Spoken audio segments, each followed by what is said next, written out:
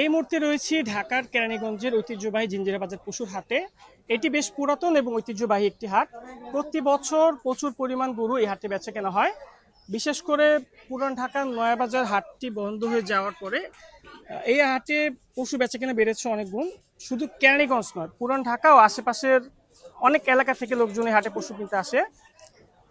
ইতিমধ্যে গত কয়েকদিনে দেশের বিভিন্ন স্থান থেকে কিন্তু প্রচুর পরিমাণ গরু জিঞ্জিরা হাটে এসেছে। এখনো প্রচুর পরিমাণ গরু আসছে। গত কয়েকদিন বেচে কেনা জমে না উঠলেও আজকে থেকে পুরোদমে বেচে কেনা শুরু হবে, এমনটাই আশাবাদ ব্যক্ত করছে এলাকার ইজারাদার এবং ব্যবসায়ীরা। বিশেষ করে সকাল থেকে হাটে ক্রেতাদের সমাগম দেখা যাচ্ছে, যদিও ক্রেতা সমাগম এখনো আশানুরূপ হয়নি বলে জানাচ্ছিলেন ব্যবসায়ীরা। তবে বেলা বাড়ার সাথে সাথে বেচে কিনা বাড়বে এমনটাই জানাচ্ছেন এখানকার ব্যবসায়ী ও ইজারাদার। আমরা এই মুহূর্তে কথা বলবো একজন বিক্রেতার সাথে।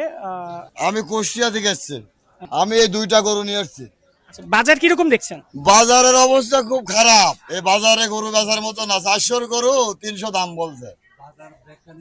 যে বাজারের অবস্থা তাতে আমাদের ভিটি বাড়ি থাকবে না এরকম গরু বেচতে।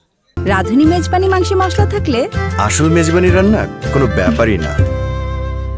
এটা আমি সরকার মনে হয় চেঞ্জ হওয়ার কারণে এরকম একটা কিছু হতে পারে। আমি মূর্খ মানুষ তো কিছু একটা কম বুঝি। তো দর্শক, আমরা একজন বিক্রেতার সাথে কথা বলছিলাম, তিনি যেমনটা জানালেন বাজার খারাপ। মূলত হাট এখনো আশানুরূপ ভাবে জমে ওঠেনি।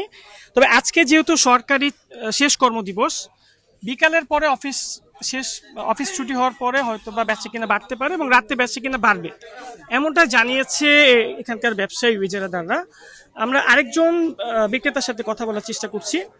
আপনি কোথা থেকে এসেছেন? আমি কুষ্টিয়া থেকে এসেছি। কয়টা গরু এনেছেন? 5টা। বেচা কিনা করেছেন এই পর্যন্ত একটাও? না, বেচা কিনা নাই। বেচা কিনা বাজার কিরকম দেখছেন? বাজারে ছল্লো খুব, ক্রেতা নাই। বেচা কিনা বাড়বে বা বাড়তে পারে, কি আশা করছেন?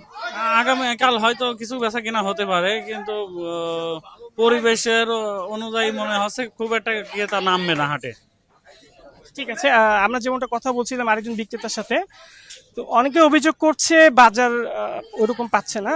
তবে আমরা হাট কর্তৃপক্ষের সাথে যেমনটা কথা বলে জানতে পেরেছি, ক্রেতা এখনো নামেনি গরু কেনার জন্য, এই কারণে বাজার কিছুটা মন্দা। তবে কালকে থেকে বেচা কেনা জমে উঠবে এরকমটাই আশাবাদ ব্যক্ত করছেন এই জায়গার হাট কর্তৃপক্ষ। ক্রেতা সাধারণদের সাথে কথা বলে যেমনটা জানতে পেরেছি, গরুর দাম বিক্রেতারা বেশি চাচ্ছে, তাদের যেমনটা অভিযোগ।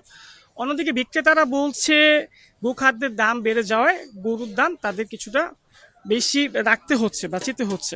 তো আজকে আশানুরূপ বেচা না হলেও কালকে এবং পরশুদিন এবং ঈদের দিন, এই 3 দিন বেচা বিক্রি হবে বলে আশাবাদ ব্যক্ত করছেন বিক্রেতারা।